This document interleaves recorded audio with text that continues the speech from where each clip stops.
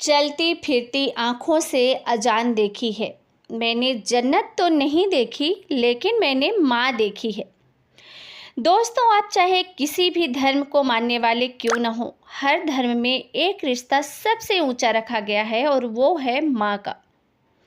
आपने अक्सर सुना होगा कि पूत कपूत हो सकता है, लेकिन माता कुमाता नहीं हो सकती। लेकिन इस माँ ने अपने ही जिगर के टुकड़े यानी कि अपने इकलौते बेटे को गला धड़ से अलग करवा देती है। और जब इतने से भी मन नहीं भरता तो सड़ने के लिए सुनसान कुएं में फेंक देती है। लेकिन इस माँ ने आखिर ऐसा किया क्यों? जानने के लिए वीडियो के अंत तक जरूर बने रहें। दोस्तों नमस्कार, मैं ज्योति सिंह आपके अपने चैनल क्राइम शूट में आपका स्वागत करती हूँ। दोस्तों, ये सच्ची घटना है कानपुर की। कानपुर में रहने वाले 28 साल का नदीम अपनी मां आरफा के साथ रहता था। आरफा के पति यानी कि नदीम के पिता की मौत हो चुकी थी और यहीं पर इनकी कपड़े की दुकान भी थी। 5 जून 2024 को नदीम नहा धोकर खाना खाकर करीब दोपहर के 2 बजे दुकान के लिए घर से निकलता है, लेकिन शाम तक वो घर वापस नहीं आता और रात के 10 बजे के बाद तो उसका मोबाइल भी स्विच ऑफ हो जाता है। और इसका पता चलते ही घर वाले परेशान हो जाते हैं और बाद में पता चलता है कि नदीम अपने किसी दोस्त के साथ बाहर घूमने गया है। लेकिन अगले ही दिन 6 जून को नदीम के ननिहाल यानी कि उन्नाव के दरबारी खे गांव के एक कुएं में पुलिस को एक लाश मिलती है और साथ ही उसके पास एक मोटरसाइकिल भी खड़ी मिलती है। उसी गाड़ी की नंबर की मदद से पता चलता है कि ये बॉडी कानपुर के रहने वाले नदीम की है। पुलिस वाले नदीम के परिवार वालों को कॉल कर बुलाते हैं, बॉडी की शिनाख्त करती है और बॉडी की शिनाख्त उसकी माँ खुद करती है कि ये उनका बेटा नदीम है।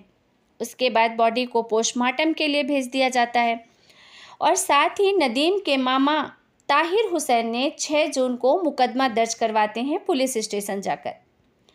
मुकदमा दर्ज होते ही पुलिस जांच पड़ताल में जुट जाती है और इसी क्रम में पुलिस ने सबसे पहले नदीम के मोबाइल को सर्विलांस पर लगाया।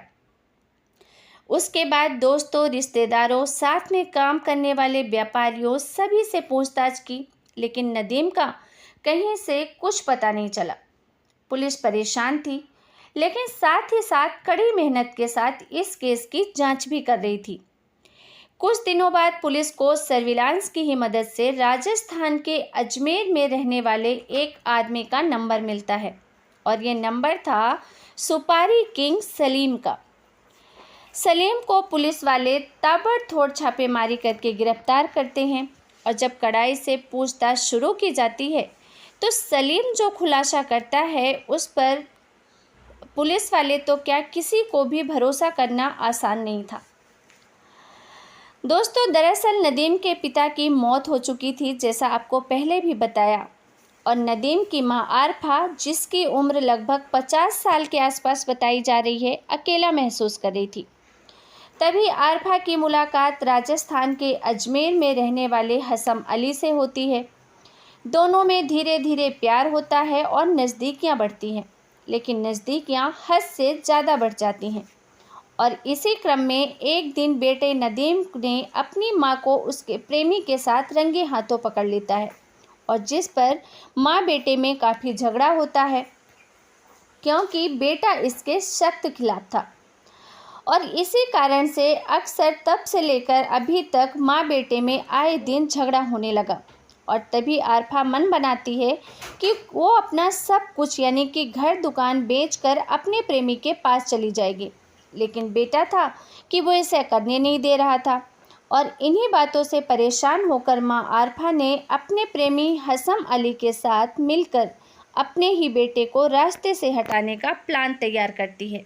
इसके लिए दोनों ने सुपारी किंग सलीम को बुलाकर 2.5 लाख रुपए में बेटे नदीम को मारने की सुपारी दे डाली और जिसके लिए 50,000 रुपये एडवांस भी दिए। बाकी का पैसा काम होने के बाद देने के लिए कहा गया और फिर सलीम ने इस हत्याकांड को अंजाम देने का फैसला किया। हत्याकांड को अंजाम देने के लिए सलीम ने बाकायदा पूरी प्लानिंग तैयार की। सबसे पहले सलीम कानपुर आया। कानपुर आने के बाद वो नदीम से लगातार मिलता रहा, बातचीत करता रहा और धीरे धीरे अपनी नज़दीकियाँ बनानी शुरू करी। और उसके बाद सलीम और नदीम में दोस्ती हो जाती है। इसके बाद सलीम एक दिन नदीम से कहता है कि क्यों ना हम घूमने चलें, और इसके बाद दोनों मिलकर घूमने का प्लान बनाते हैं। सलीम नदीम को पहले बाराम की देवा शरीफ ले जाता है और फिर वहाँ से आते वक्त खारीगेड़ा गांव के पास एक जगह पे रुकता है, नशा करने के बहाने से। कहता है थोड़ी देर यहीं रुकते हैं और थोड़ा एंजॉय करते हैं। वहाँ रुक जाते हैं और दोनों चिलम पीने की तैयारी करते हैं। और नदीम जब आराम से बैठकर चिलम पीने में व्यस्त हो जाता है तो तभी अचानक सलीम पीछे से नदीम का गला चाकू से रेत कर उसकी हत्या कर देता है और बॉडी को कुएं में फेंककर वापस ट्रेन से अजमेर वापस चला जाता है।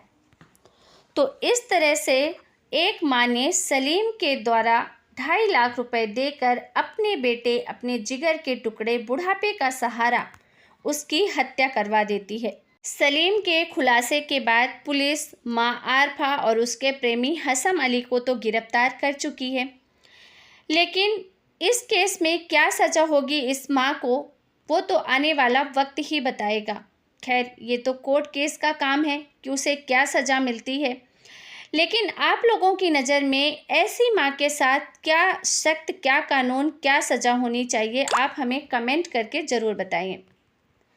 दोस्तों, इस कहानी को सुनाने का उद्देश्य किसी की भी भावनाओं को ठेस पहुंचाना नहीं है, बल्कि आपको सतर्क करना है, जागरूक करना है और साथ ही साथ देश दुनिया की ऐसी दिल दहला देने वाली घटनाओं से रूबरू कराना है।